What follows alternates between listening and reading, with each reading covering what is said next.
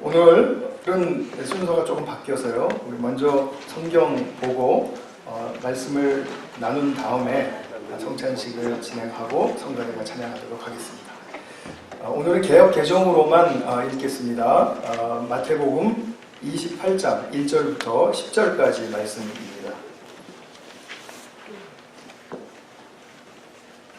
마태복음 28장 1절부터 10절까지 제가 봉독하겠습니다.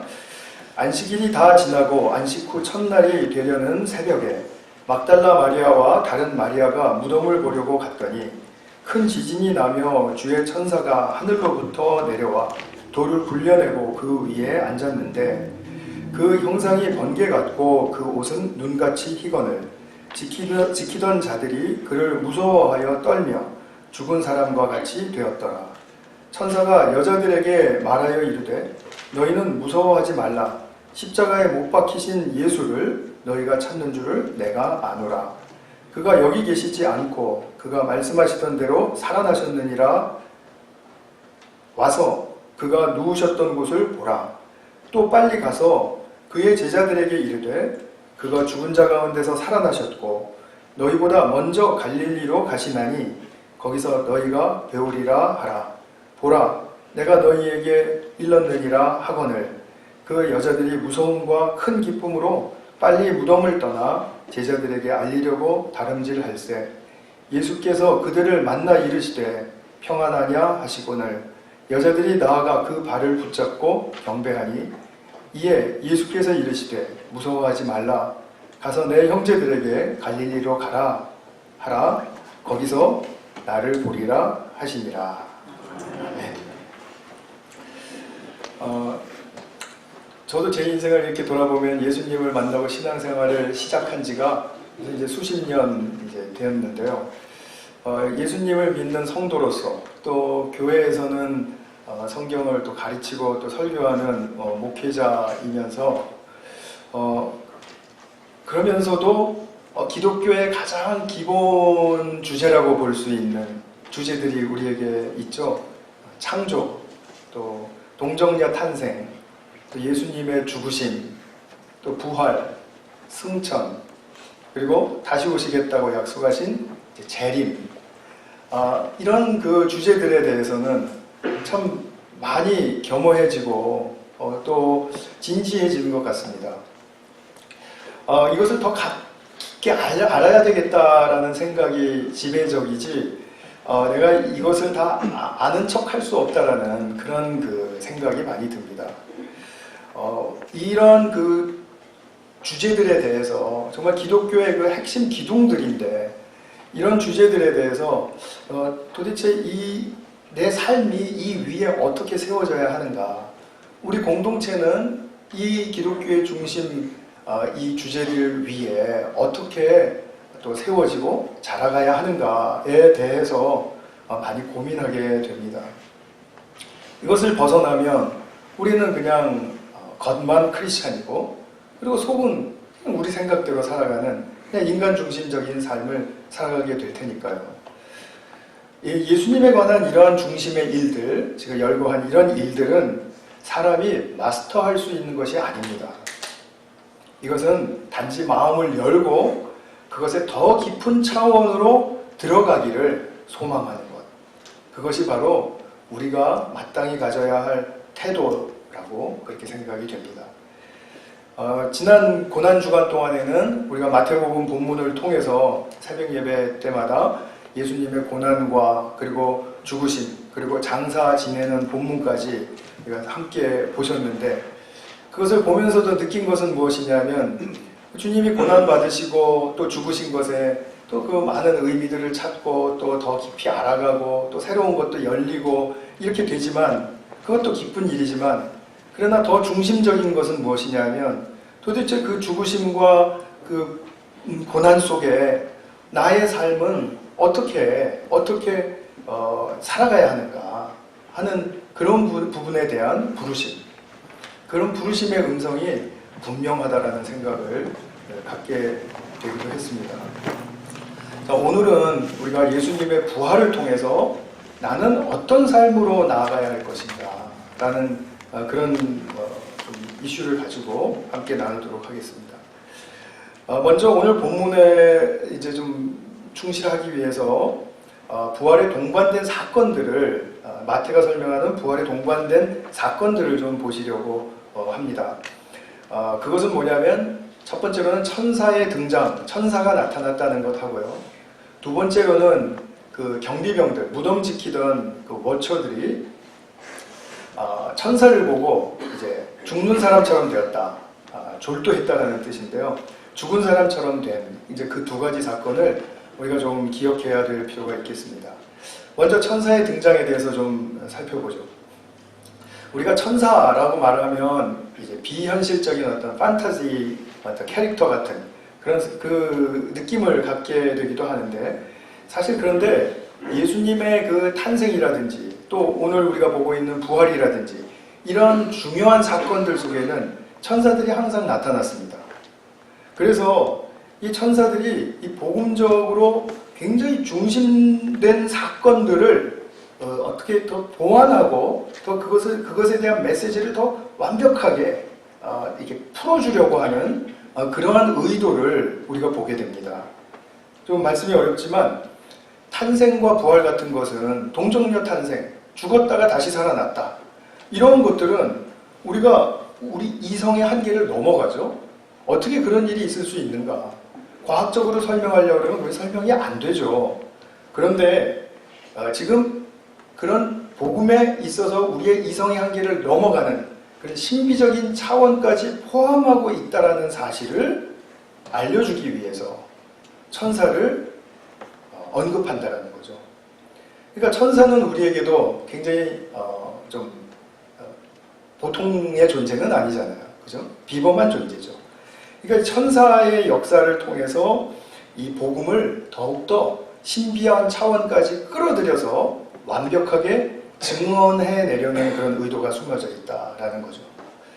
그래서 천사의 등장은 항상 우리의 이성의 한계를 넘어가는 사건이로구나, 그렇게 보시면 될 것이고, 또 그것을 통해서 성경에 더 깊이 들어가면 더 이것에 대한 더 완벽한 그 깨달음과 또 그것이 주는 메시지가 무엇인지를 알 수가 있겠구나, 이렇게 생각하시면 되겠습니다.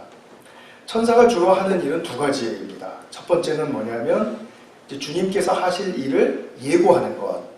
그죠? 이것은 다 많이 아시죠? 우리 주님 탄생 때 천사가 나타나서 내가 이제 아기를 가질 것이다, 이렇게 이제 예고를 했죠. 근데 오늘과 같은 본문에서는 두 번째에 해당해요. 두 번째는 뭐냐면 천사도 굉장히 적극적인 행동을 취한다는 것입니다. 오늘 본문에 보면 무슨 일이 일어났죠? 돌을 굴려냈습니다. 무덤 앞에 있었던 돌을 굴려내고 그 위에 딱 앉아 있었습니다. 그래서 정말 그것을 보면 예수님이 밀어내신 게 아니라 천사가 한 일이다, 이렇게 우리가 보게 되죠.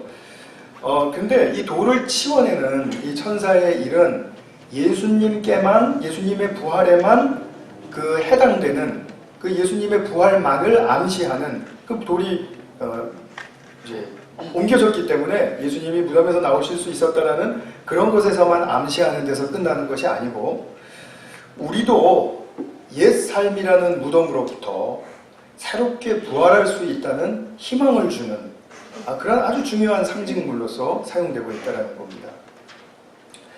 저와 여러분이 이제 예배를 드리고 싶어하고 기도를 드리고 싶어하고 또 말씀대로 살고 싶어하고, 그래서 예수님께로 늘 나아가고 싶을 때 종종 우리를 걸고 넘어지는 것들이 있죠. 우리가 예수님께로 나아가지 못하도록 가로막고 방해하는 것들이 있죠. 그 돌들 과연 정체가 무엇입니까? 그 돌들이 좀 잘 치워져야 내가 예수님께로 더 나아갈 수 있지 않겠습니까? 기도를 하려고 그러면은 굉장히 잡념이 이 돌의 역할을 하고요. 또 내가 오늘은 정말 기도회를 가야 되겠다 마음 먹으면 꼭 무슨 일이 일어나고요. 그리고 또 내가 의식하거나 의식하지 않거나 우리가 가지고 있는 많은 이 세상에 지금 페이스에 휘말려 있는 분주함이 있습니다. 그 분주함 때문에 늘 조급하고 한 걸 자기가 의식하지는 못하죠. 그러나 그 조급함이 얼마나 우리가 성경 한 챕터를 읽기에 방해를 많이 합니까? 계속 생각이 나지 않습니까? 중간중간마다. 저만 그런 건가요?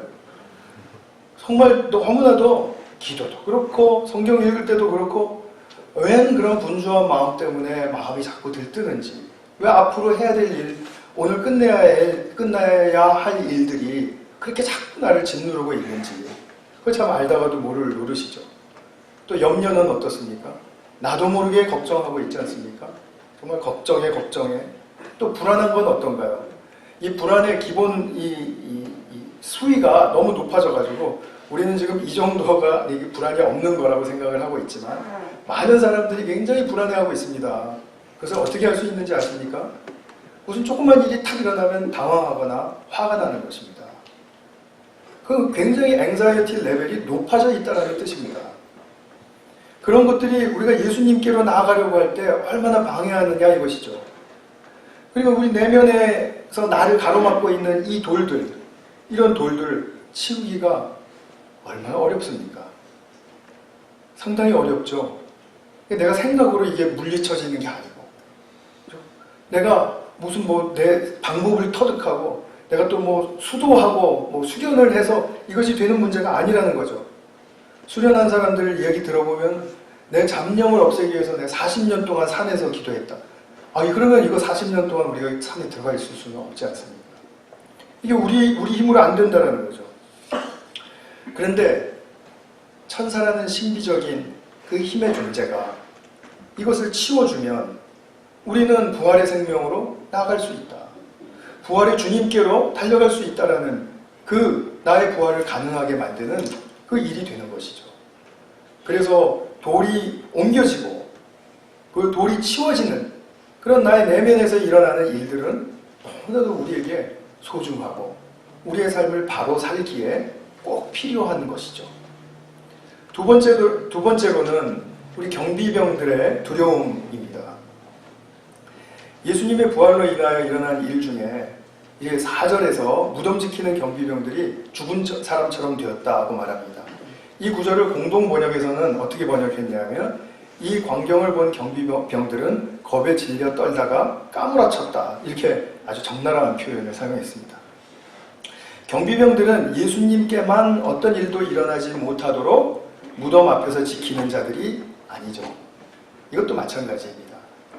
이들은 상징적으로 우리들의 영혼도 꼼짝 못하도록 얼어붙도록 지키고 있는 자들입니다. 무덤 안에서 우리의 행동 반경은 거기밖에 없어요. 거기서 더 이상 나오지 못하게 딱 지키고 있는 자들이라 이것이죠. 이들은 하늘의 어떤 새로운 일들이 우리 영혼에 일어나지 못하도록 부정적인 의미에서 지키고 있는 자들입니다. 우리의 과거와 과거의 실책과 또 과거의 어떤 오류, 또 과거의 아픔, 이런 것들과 또 나의 자신의 그 자아에서 나오지 못하도록 다 무기를 들고 지키고 있는 존재들입니다. 우리 삶 속에서 하나님의 형상이 잘 피어나지 못하고 무덤에만 묻힌 상태에 머물도록 우리를 꼼짝 못하게 엄격하게 지키는 자들이 바로 이 경비병들입니다. 이 경비병들은 세상의 권세를 받은 자들입니다. 이 본문에 나와 있는 경비병들은 빌라도의 권세를 받고 지금 무덤을 지키는 그런 자격을 가지고 있죠. 그러니까 이 세상의 권위를 부여받고 무기를 가지고 그리고 지키기 때문에 우리 안에 있는 이 나의 진짜 나는 두려움과 슬픔의 무덤 속에서 이게 잘 나오지를 못해요. 이게 뭔가 자유로운 영혼으로서 그런 것이 이렇게 탁 터뜨려지지가 않아요. 무슨 말씀이냐면 늘 뭔가 좀 이렇게 눌리고 있는 것 같은, 늘 뭔가 감추고 있는 것 같은, 뭔가 하고 싶은 말이 있는 것 같은, 뭔가 생각은 다른 것 같은 그런 모습 속에서 우리는 다 함께 교류하고 만나고 있는 경우가 허다하지 않습니까? 그러니까 자유롭지 못한 내 영혼은 답답하니까 무슨 일만 터지면 분노할 뿐이죠. 분노라는 것은 겉으로 터지는 분노도 있지만 안으로 삭히는 분노도 있습니다. 여러 가지 방법으로 우리는 분노하고 삽니다. 그러나 경비병들이 그 치워진 돌 위에 천사가 있는 모습을 딱 보고 그냥 그것을 보는 것만으로 너무나 무서워서 떨면서 죽은 자같이 되었다는 것입니다. 까무러졌다는 것입니다. 그러니까 알고 보면 이들은 원래 무력한 자들이었어요. 이들은 힘이 있는 자들이 아니었습니다. 그런데 내 앞에 딱 가로막고 있으니까 이 큰 돌 같은 큰 돌과 경비병들이 그 정말 나에게는 어떤 큰 존재처럼 느껴졌던 것이죠. 사실은 아무것도 아닌데 경비병들이 죽은 자처럼 무력해지면 그러면 그제는 내가 무덤 밖으로 나올 수 있습니다. 나의 모험심이 또 용기가 정말 내 적극적인 믿음, 능동적인 그런 나의 삶의 태도가 펼쳐지기 시작하는 거죠. 나의 삶의 의미와 가치가 새롭게 이렇게 부여받게 되면 나의 인식의 세계가 달라지고 그리고 새로운 삶이 실제로 열리게 된다는 사실이죠. 마태는 새벽에 예수님 무덤으로 달려가는 이 여인들이 천사가 행한 일들을 경험하고 그들의 말을 듣습니다. 그러니까 천사가 돌을 옮겨놓은 곳, 그리고 또 빈 무덤으로 나눠져 있는 것, 경비병들이 쓰러진 것을 그것을 보면서 지금 천사가 또 해주는 그것에 대한 해설의 말을 듣게 됩니다. 그 말은 무엇입니까? 5절에 나오죠. 너희는 무서워하지 말라. 십자가에 못 박히신 예수를 너희가 찾는 줄을 내가 아노라. 그가 여기 계시지 않고 그가 말씀하시던 대로 살아나셨느니라. 그러니까 여인들이 알았어요. 아, 돌이 옮겨지고 무덤이 비고 경비병들이 쓰러진 것은 왜 그렇게 된 건지 알았다는 거예요. 예수님의 부활 때문이었습니다. 그런데 여기서 우리가 잠깐 생각해 보고 싶은 것은 뭐냐면 이 여인들은 지금 어떤 목적으로 무덤에 왔냐 하면 장례를 계속하기 위해서요. 퓨너럴을 계속하기 위해서 온 것입니다. 왜냐하면 토요일 날 예수님이 이제 그 무덤에 들어가시게 된 날, 그 다음 날이죠. 다음 날에 온종일 무덤 앞에서 애도하고 있었어요. 무덤을 향하여 앉아서 하루 종일을 보냈습니다. 그리고 동이 트자마자 이제 그 장례를 끝마치기 위해서 온 것입니다. 그러니까 자기들이 딱 생각 속에 고정되어 있던 이 광경은 뭡니까? 무덤이 지금 돌에 딱 막혀져 있어야죠. 그리고 어저께와 똑같은 모습으로 그대로 있어야만 이들은 그렇구나라고 그냥 응당 받아들일 것 아니겠습니까? 근데 지금 이렇게 막 너무나 놀라운 일들이 지금 벌어지고 있으니까 얼마나 이 여인들은 무서웠겠습니까? 이거 도대체 무슨 일인가? 사건인가? 이거 굉장한 지금 너무나도 준비가 잘 안 돼 있는 그런 상황 속에서 그런 광경을 보니까 너무나도 낯설고 너무나도 생소하고 너무나도 불안해지는 거죠. 그러니까 천사들이 아니라 천사가 이 여인들을 보고 뭐라고 말합니까? 무서워하지 말아라. 지금 이런 광경이 일어난 것은 예수님이 살아나셨기 때문이다. 지금 그렇게 말을 해주고 있는 거죠. 그러니까 우리가 한번 생각해 보면 그렇습니다. 아주 중요한 리사이트를 앞두고 있는 연주자가 있어요. 근데 연주자가 너무 잘 준비가 되어 있습니다. 그런데 이 중요한 리사이틀이 첫 리사이틀이라고 할 때 그 얼마나 그 전에 두렵겠어요. 그죠?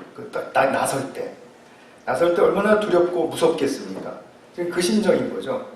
중요한 잡 인터뷰를 내가 정말 가고 싶은 그 직장의 잡 인터뷰를 들어갑니다. 그 들어가는 그 순간 얼마나 떨립니까? 그죠? 그것은 다 우리에게 똑같은 일이라는 거죠. 일어나는 일입니다. 근데 참 극복하기 힘든 것입니다. 그 두려움을 극복하지 못하는 사람들이 참 많습니다.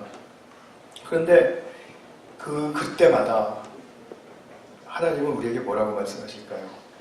두려워하지 말아라. 무서워하지 말아라. 그러면 아니 그 말로만 됩니까? 하나님? 이렇게 하셨을 때 하나님의 두려워하지 말라라는 음성은 힘이 있습니다. 그 말씀을 정말 들었다면 두려움을 반감시킬 수 있는 힘을 얻게 됩니다. 저도 제가 2004년도 2월 달에 벌써 15년 전이네요. 바로 이 강대상 앞에서 설교할 때가 생각이 납니다. 그때 처음 이 자리에 섰을 때 무슨 설교를 했는지도 지금 다 생각이 날 정도로 그렇게 긴장했었어요. 제가 설교하고 내려오니까 어떤 성도님이 목사님 안 떨렸어요? 그러더라고요. 그래서 떨렸다고. 사실은 그날 제가 목사 안수를 받았거든요. 이 자리에서. 근데 정말 떨리는데.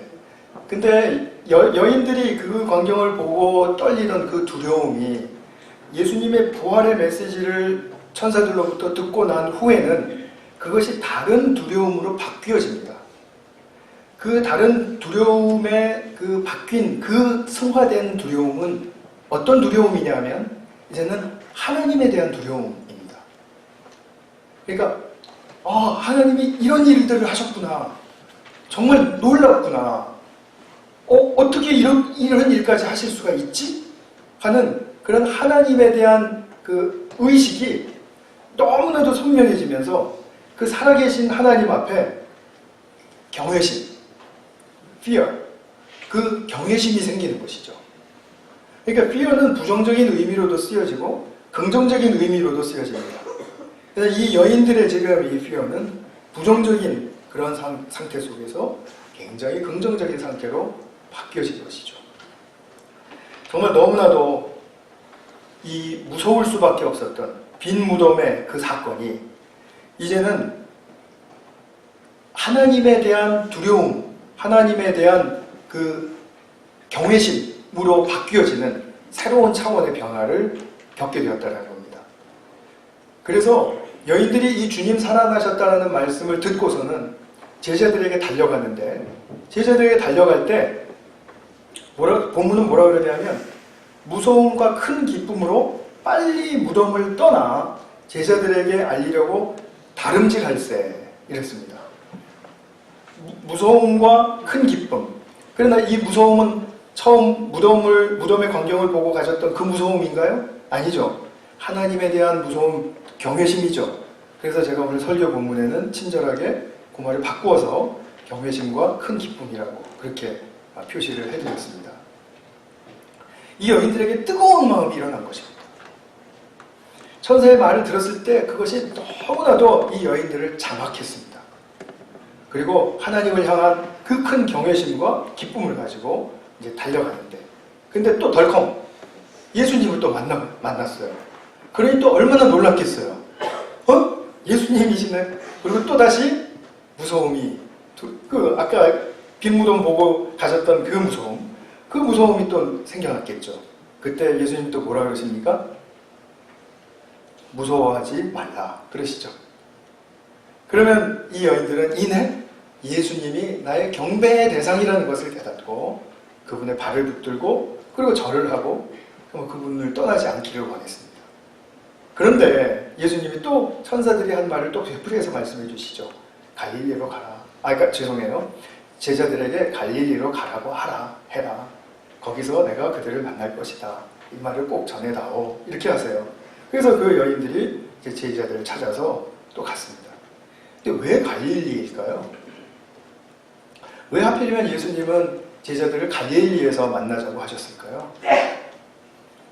그것은 제자들이 태어나고 자라고 또 생업에 종사한 바로 그 생계의 터전이었기 때문에 그렇습니다. 그러나 이제 부활하신 예수님이 그들에게 다시 갈릴리에서 또 만나자고 하시는 것은 이제 부활한 예수 그리스도를 만나고 난 뒤에도 너희들의 삶이 장소는 똑같다 할지라도 같은 차원의 삶이 아닐 것이라는, 훨씬 더 승화되고 그리고 훨씬 더 변화된 그러한 삶의 차원을 살 것이라는 것을 경험하게 해주시고 싶어서이죠. 말하자면은 그 전에는 갈릴리에서 이 사람들은 우리가 살기 위해서 먹냐, 먹기 위해서 사냐, 이런 거 가지고 논쟁을 했어요. 근데 부활하신 예수님을 갈릴리에서 다시 만나고 나면 피지컬리 그냥 그곳은 똑같은 갈릴리이지만 그러나 자기들이 무엇을 목적으로 해서 어떻게 살아야 하고 그리고 그러기 위해서는 무엇이 바뀌어야 하는지를 완전히 변화된 모습으로 딱 알고 그리고 살아갈 수 있도록 그 큰 변화를 체험할 수 있도록 해주시기 위해서 갈릴리에서 만나자고 하신 겁니다. 만약에 새로운 곳에서 만나자고 하셨으면은 그 새로운 곳에 왔기 때문에 새 출발을 하는 것인지 아니면 예수님을 만났기 때문에 새 출발을 하는 것인지 혼동되겠죠. 자기 자신도 혼동되겠죠. 여러분들 중에도 그런 분들 많이 있을 겁니다. 하나님이 내게 주신 은혜의 사건들을 경험한 다음에 이거 내가 하나님이 은혜로 내게 일으켜주신 사건인가? 아니면 이거 내가 그냥 저절로 이렇게 사람은 성장하고 성숙하니까 그런 단계 속에서 내가 경험한 사건인가? 이런 거 혼동되실 때가 없습니까? 무한합니다. 네. 그런 데가 있잖아요. 그러니까 우리가 그런 부분들을 보게 되면 이게 얼마나 같은 갈릴리 안에서 다른 삶을 살 수 있는가. 바로 그것을 주님께서는 경험하게 해주고 싶으셨던 거죠. 우리가 삶의 이제 목적이 하나님을 향해서 바뀌고 내가 이제 뭔가 방식도 바뀌고 하려면 내 속에 있는 성품과 가치관도 바뀌어야 합니다. 그죠? 당연히 목적과 방식에 성품과 가치관이 따라가지를 않으면 다시 이렇게 같이 화합되지가 않으면 계속해서 내적인 충돌과 갈등이 일어날 수밖에 없겠죠. 그죠? 그렇게 되면은 그 삶은 반드시 어떤 결론에 도착하게 되냐면 무의미와 공허의 삶으로 다시 돌아갈 수가 있습니다. 내 생각과 내 지금 분명한 의식은 하나님을 향해서 살고 싶다라고 얘기를 해요. 그리고 그렇게 살아가고 있는 것처럼 보여요. 왜냐하면 종교적인 활동을 많이 하니까. 그런데 정작 나의 성품과 나의 가치관이 공동체적으로 이렇게 성장하지 않고 성숙하지를 않고 그리고 나의 가치관이 아직도 세상에서 중요하다고 하는 것을 중요하게 생각하는 그 가치관, 세속적인 가치관을 아직도 가지고 있으면 나의 목적과 나의 지금 이 가치관은 계속 내 안에서 충돌할 수밖에 없지 않습니까? 그건 누가 그렇게 해주는 게 아니라 자기가 자초하는 일이잖아요. 그죠? 그러니까 그런 삶을 오래 살다 보면 내적인 소모가 일어날 수밖에 없고 또 그런 삶을 살다 보면은 이거 도대체 내가 왜 이렇게 사는 건가 하는 결론에 다다를 때 무의미를 경험할 수밖에 없다는 거죠. 공허함을 경험할 수밖에 없다는 거죠. 그런데 제자들은 갈릴리에서 자기들의 삶이 완전히 바뀌었습니다. 성품과 가치관도 다 바뀌었다라는 그런 구체적인 말씀은 없지만 완전히 그들의 삶을 보면 다 바뀐 거예요. 사도행전에서 볼 때 그 제자들이 어떻게 살았는가를 보면 알 수가 있습니다. 그들의 변화는 딱 한 가지라고만 말씀드려도 됩니다. 이 한 가지 꼭 기억하시기 바랍니다. 그들은 하나님의 나라 안에서 하나님의 사랑의 통치에 완전히 굴복했습니다. 이것이 뚜렷한 변화입니다. 하나님의 사랑의 통치에 완전히 굴복했습니다. 그 말은 다른 말로 하면 하나님만이 나의 하나님이십니다 라는 뜻입니다. 우리에게 변화가 일어나려면 뚜렷한 자각이 하나가 일어나야 되는데 그것이 무엇이냐면 나는 내 인생의 하나님이 아닙니다. 하나님만이 나의 인생의 하나님이십니다를 아는 게 아니라 자각이 일어나야 됩니다. 그 자각이 일어나지 않으면 좀 전에 말씀드린 것처럼 내 삶은 계속 무의미와 공허에 헛바퀴를 돌리면서 살아갈 수밖에 없습니다. 신앙생활을 하면서 조금은 보람을 느끼는 것 같고 이런 데 조금은 가치가 있는 것 같이 그렇게 느끼고는 살지만 그런 정도의 신앙의 축복을 주시려고 우리를 부활의 예수님을 믿게 하신 것이 아니라는 것입니다. 내 인생의 주인은 내가 아닙니다. 나는 피조물입니다. 나는 사랑받는 피조물로서 모든 것이 족한 존재입니다. 그런데 내가 내 인생의 피조물임에도 불구하고 내 인생을 내가 어떻게 해보려는 그런 하나님 노릇을 할 때 그때 우리의 삶은 다시 공허해지기 쉽다는 것을 말씀드렸습니다. 여인들의 첫 증언으로 말미암아 제자들이 이런 삶을 살아갈 수 있는 이 트리거가 된 거죠. 여인들이 이 증언하지 않았더라면 이 제자들은 이 부활의 소식을 들을 수도 없었을 것이고 그 다음에 어떤 방식으로 하나님께서 제자들을 이끌어 주셨을지 모르겠지만 역사 속에서 분명히 사용된 도구는 여인들의 증언이었죠. 제자들의 삶을 바꾸게 한 첫 단추, 그것은 바로 이 여인들의 덕분입니다. 예수님을 사랑하는 이 여인들의 동력은 무엇이었죠? 증언할 수 있는 이 동력은 무엇이었죠? 무서움, 그러니까 경외심, 그리고 큰 기쁨. 그죠? 자, 정리를 해보면 예수 여인들이 부활의 첫 증인이 되는, 우리가 오늘 이 본문을 볼 때